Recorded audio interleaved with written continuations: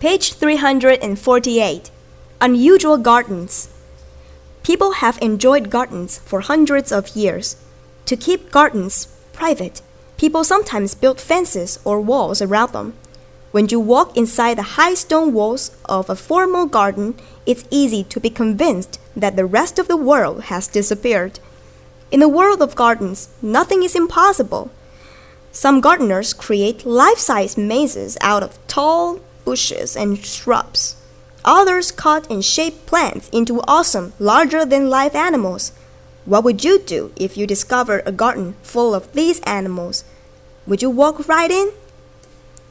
Take a chance and enter the garden of Abdul Ghazazi. Page 351. The Garden of Abdul Ghazazi. Written and illustrated by Chris von Osberg. Page 352. 6 times Miss Hester's dog, Fritz, had bitten dear cousin Eunice. So when Miss Hester received an invitation to visit Eunice, she was not surprised to read, P.S. Please leave your dog home. On the day of her visit, Miss Hester asked young Alan Mitz to stay with Fritz and give him his afternoon walk.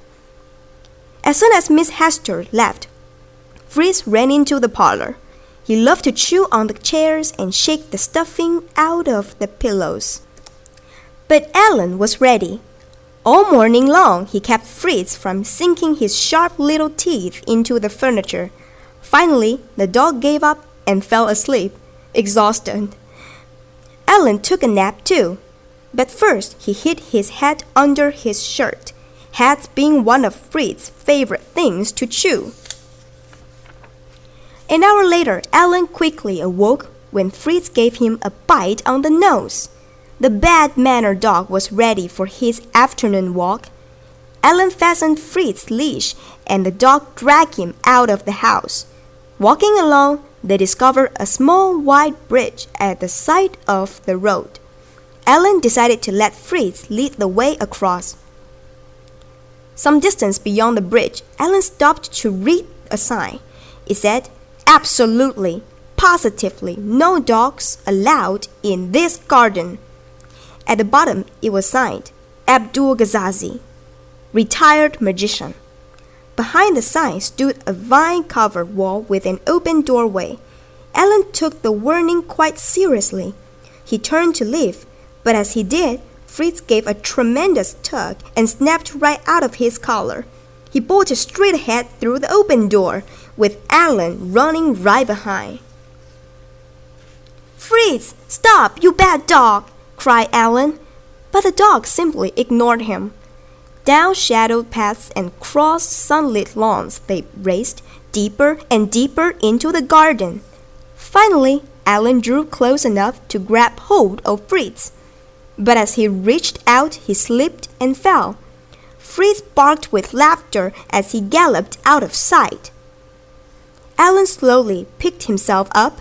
He knew he had to find Fritz before Mr. Ghazazi discovered him.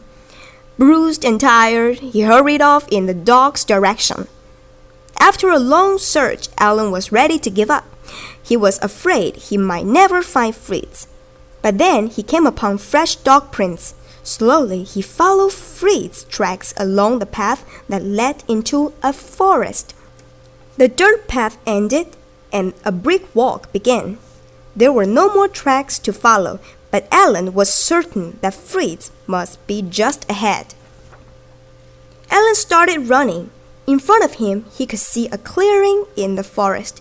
As he came dashing out of the woods, he stopped as quickly as if he had run up against a wall. For there, in front of him, stood a truly awesome sight. It was the house of Ghazazi. Alan nervously climbed the gray stairs, convinced Fritz had come this way and been captured. The boy's heart was pounding when he arrived at the huge door. He took a deep breath and reached for the bell. But before he touched it, the door swung open. There, in the shadow of the hallway, stood Ghazazi the Great. "Greetings, do come in," was all that he said. Alan followed Gazazi into a large room. When the magician turned around, Alan quickly apologized for letting Fritz into the garden. He politely asked that if Mr. Gazazi had Fritz, would he please give him back? The magician listened carefully, and then, smiling, said, "Certainly you may have your little Fritzie. Follow me." With those words, he went to the door and led Alan back outside. They were walking across the lawn when suddenly Gazazi stopped by a gathering of ducks. He began to speak in a voice that was more like a growl. "I detest dogs. They dig up my flowers. They chew on my trees. Do you know what I do to dogs? What I find in my garden?" "What?" whispered Alan, almost afraid to hear the answer. "I turn them into dogs," bellowed Gazazi. In horror, Helen looked at the birds in front of him. When one duck came forward, Gazazi said, "There's your Fritz." Alan begged the magician to change Fritz back. "Impossible," he answered. "Only time can do that. This spell may last years or perhaps just a day. Now take your dear bird and please don't come again." When Alan took the bird in his arms, it tried to give him a bite. "Good old boy," said Alan sadly as he patted the bird on the head. "You really haven't changed so much." With tears in his eyes, he started for home. Behind him, Alan could hear Gazazi laughing. As he approached the stairway, a gust of wind took Alan's hat sailing right off his head. Running along with one arm reaching for the hat, Alan lost his hold on Fritz. The duck flew out ahead and grabbed the hat in midair. But instead of landing, he just kept on flying, higher and higher, until he disappeared in the afternoon clouds. Alan just stood and stared at the empty sky. "Goodbye, old fellow," he called out sadly, sure that Fritz was gone forever. At least he had something to chew on. Slowly, one step after another, Alan found his way back to the garden gate and over the bridge. It was sunset by the time he reached Miss Hester's. Lights were on, and he knew she must be home. With a heavy heart, he approached the door, wondering how Miss Hester would take the news. When Miss Hester came to the door, Alan blurted out his incredible story. He could barely hold back the tears. Then, racing out of the kitchen, dog food on his nose, came Fritz. Alan couldn't believe his eyes. "I'm afraid Mr. Gazazi played a trick on you," said Miss Hester, trying to hide a smile. "Fritz was in the front yard when I returned. He must have found his own way home while you were with Mr. Gazazi. You see, Alan, no one can really turn dogs into dogs. That old magician just made you think that duck was Fritz." Alan felt very silly. He promised himself he'd never be fooled like that again. He was too old to believe in magic. Miss Hester watched from the porch as Alan waved goodbye and hurried down the road to go home.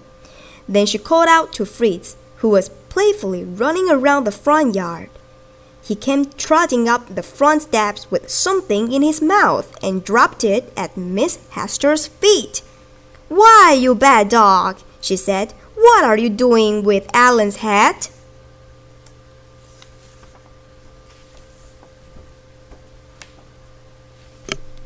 This is the end of Houghton Mifflin Reading Rewards 3.1.